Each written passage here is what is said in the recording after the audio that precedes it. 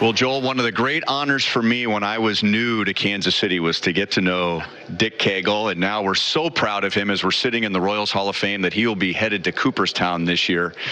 And you've had a remarkable career, as anyone should who's going into the Hall of Fame. But for you in particular, you started writing for a newspaper at age 16. So where did the love of the written word to describe sports come from? You know, I really don't know. It just came to me kind of naturally. I remember even in junior high school, I was the sports editor of the paper there. And the funny thing is, one of the girls from that school had saved one of the papers I wrote. And I think it was, maybe the 1953 season or something. I predicted how the two leagues would finish.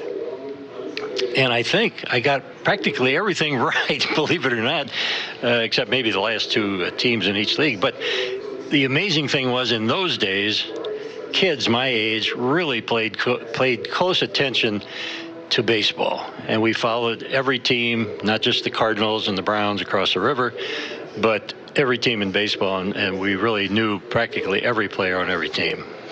And it was such a different era as far as learning about the game by way of the newspaper, or you spent a lot of time with the sporting news as well. I mean, now it's just a click on the computer and you can get anything you want. But I mean, back then there was a lot of anticipation for the newspaper or for the sporting news to come out. And that was the only way to learn about the game, wasn't it? Or the players. Well, that's right. Mm-hmm. Yeah. You read the newspapers, you listened to the broadcast in Belleville, Illinois, where I lived.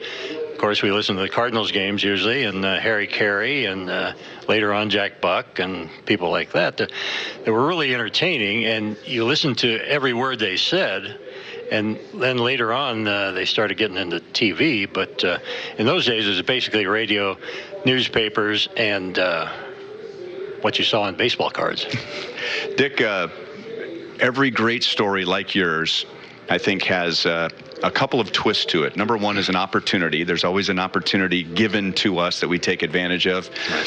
And then there's maybe a little maneuvering that we're able to take advantage of. And talk about, as a very young sports writer, using a hometown hero to get in with the sporting news. Right. Well, I happen to be working at the Granite City, Illinois Press Record, which came out twice a week, and that was 1964. And what do you know, the Cardinals ended up in the World Series that year against the mighty Yankees. And to top things off, Julian Javier, the second baseman, was injured, and who replaced him? But Dal Maxwell, then a backup infielder, and his hometown was Granite City, Illinois. So I covered the World Series, not in New York, of course. The Granite City Press Record budget didn't allow that, but I did cover the 4 games at Sportsman's Park in St. Louis, and the Cardinals and Maxey beat the Yankees.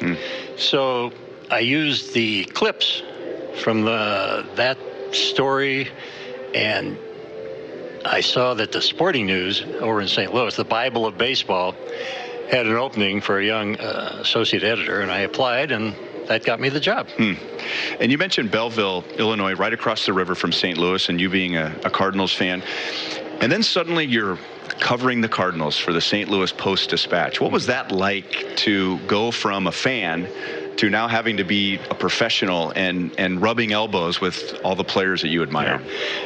You know, the basic point of being a baseball writer or covering any team, professional or college, is you cannot be a fan. You can't be a fan and cover a team, which I learned right away. You can't be, the old saying, no cheering in the press box. When you're a writer for a newspaper, you cannot be biased. You, of course, slant your stories toward the Cardinals or whoever you're covering, because that's what people who read your newspaper are interested in. But you can't say, oh, that guy made a lousy play, or you can have somebody say that, of course, or you can't go rah rah, I hope they win the next game. You